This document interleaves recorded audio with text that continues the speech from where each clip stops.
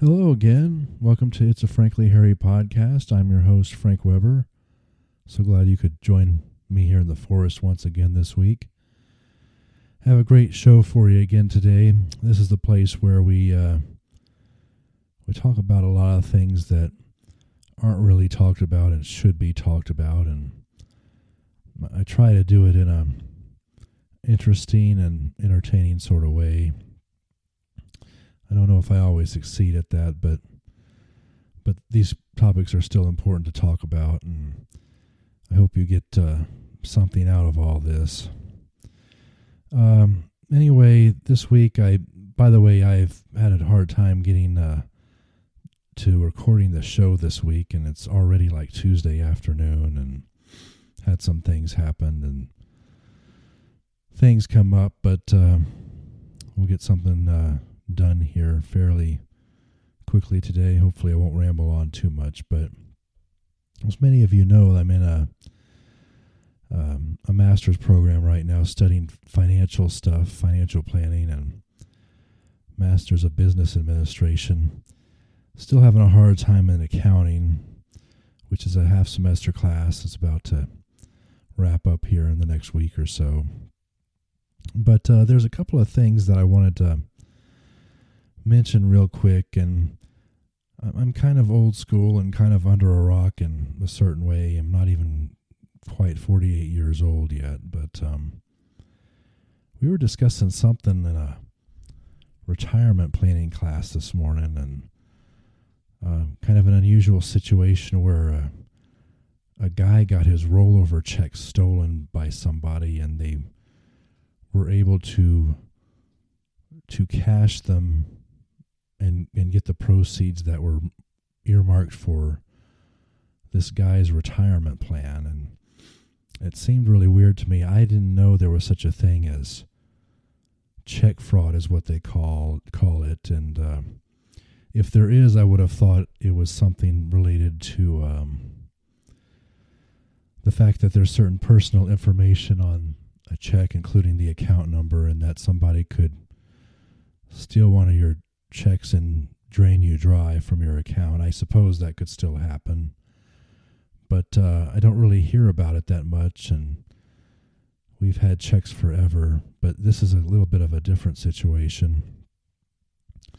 I just didn't know that at all. You know, checks used to be pretty safe, and then you could, you make it out to whoever you made it out to, and it was like money, and as long as you had money to cover the check, it was okay. And I don't know, we really are living in a crazy land these days, though, when somebody can actually steal your checks that are made out to you or some plan you're involved in and take the money for themselves. I really don't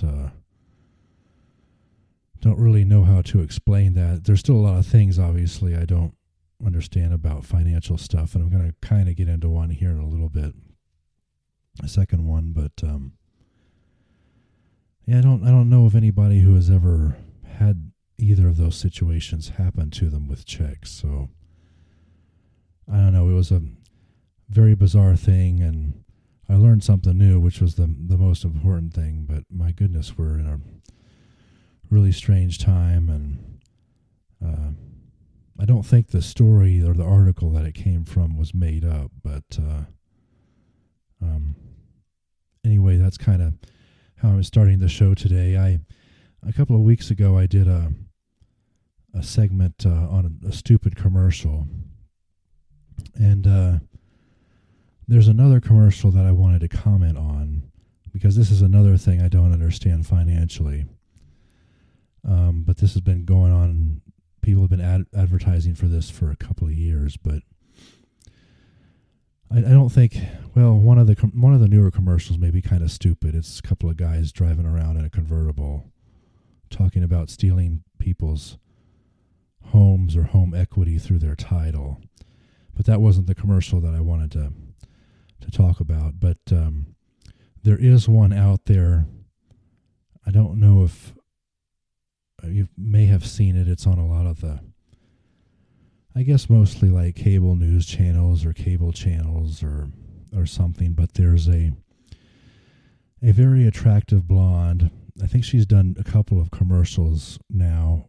If she is in fact a real person, I'm not even sure if she's real because very attractive blonde, usually wearing like a sleeveless outfit with a cross around her neck. Blue eyes, I believe. I can't really place her accent. And that's kind of part of the reason why I think this may be like an AI commercial, but she has a very weird English dialect, and I don't think it's from the traditional Western English-speaking countries. I don't even think it's like South African, which is kind of a unique dialect itself. But they're using her, or she's the spokesperson for this particular home title lock. I'm not sure exactly if that's what the company is called.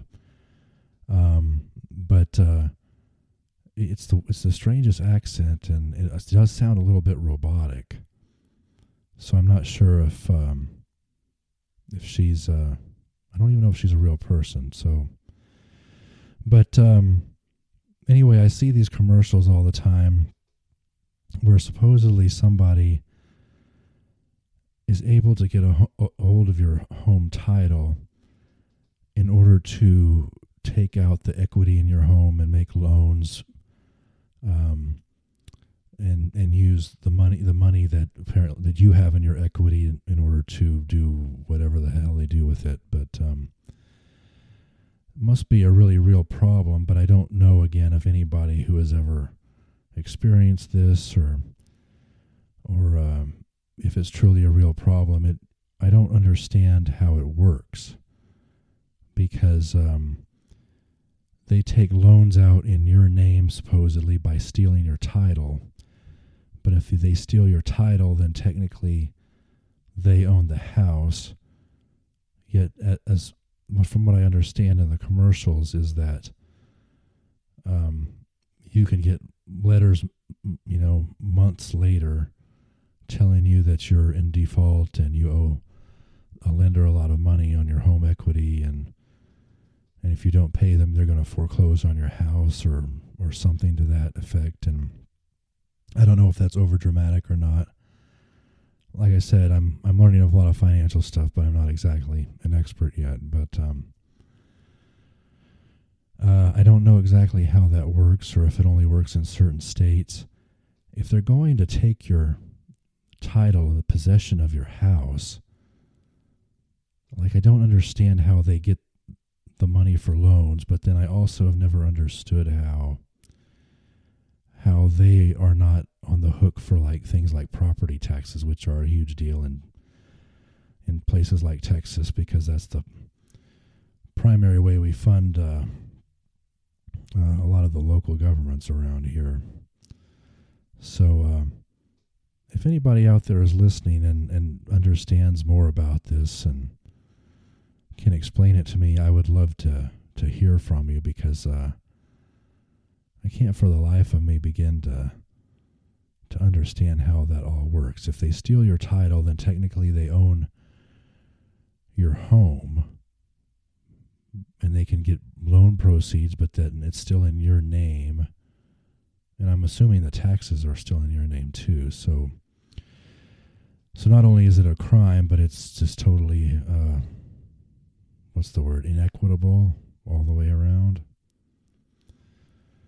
Anyway, I just wanted to start off with a couple of rants today on that. There's a lot of things in this world that I don't understand. And a lot of it goes beyond check fraud and title theft, which I hope none of us, myself included, ever have to experience. But I guess the good thing is if you come across the commercial with the blonde and sitting in her car teaching us about title theft and the archaic system of doing home titles and why you should get a home title lock, then by all means, I guess we should at least listen to what she's saying. I don't even know if she's real or not. I mean, it seems so weird. Her voice seems so robotic, and I don't think I've ever heard that accent before. But anyway, this is going to be probably a fairly short show today. I'm dealing with a lot of things right now and don't really want to get into too many personal details and such. One thing that I just found out about last week, and this was not completely surprising, I just want to turn the show to a little bit lighter and slightly more fun direction here in the last few minutes. But I just found out last week that the Heroes and Icons channel is apparently, as of this recording, the Fall Guy has been removed from the lineup permanently after only about 17 months on the air in reruns. Very disappointed to see that. They've shifted the schedule around a lot. I think they're doing a lot of cop shows now. More cop shows than in the past, like NCIS and CSI, and I think they're even going to run that bastard of a show that was based off of Walker, Texas Ranger, that was out, I don't know, a few years ago. Didn't last very long. I don't know. Very disappointed to hear that. Not entirely surprised, though. The Fall Guy has not, for some reason, been able to generate sustainable ratings as a rerun 40 years later, or even earlier than this. So, very disappointed in that. I was kind of addicted to it, kind of addicted to, looking at Heather Thomas back in the day, walking around in her bikini and things like that. But the show was good for other reasons. It was funny and a lot of great guest stars, and I don't know why it doesn't have the staying power in reruns like a lot of other shows from that era, especially the what do we call it? The hour-long serials. If you were originally on the air for 4 or 5 years, I think Fall Guy was actually 5 years. That means you were doing something right back in the day. And of course, I know things change, and sometimes change very weirdly, at least in my view. I don't know why it doesn't work as well just in syndicated reruns, where the ratings aren't quite as high anyhow, many years later. But I'll never understand that. The show, actually, H&I is still showing the A-Team, which is a good show, an enjoyable show, and I'll watch it occasionally. But I don't know that it's necessarily that much better than, say, The Fall Guy. And I know all these decisions are basically ratings based and all that, and maybe I have nothing to complain about. I've got a great library of recordings now on The Fall Guy and other shows, that I enjoy, that aren't being shown anymore, like Dukes of Hazzard. I have the DVD set and everything, and which is apparently completely unedited and exactly like they aired originally in prime time years ago. But I guess the point is, I don't understand how, keeping with the theme here of talking about things I don't understand, I can't understand for the life of me why some shows, and not all of them are hour-long shows, a lot of them are sitcoms, but some of them are going to be on till the end of time, it seems. They're on multiple channels. They've been in rerun syndication at least 40, 50 years now. Talking about like All in the Family or Three's Company, one of my favorites right there, and MASH, things like that. I heard another channel has picked up Everybody Loves Raymond again. It's already on like 40 channels. And it's still a somewhat newer show, even though I think it's been off the air a little while. But I don't know. I think that's just food for thought, and as I like to say around here, and maybe you care, maybe you don't care, but it's an interesting dynamic, and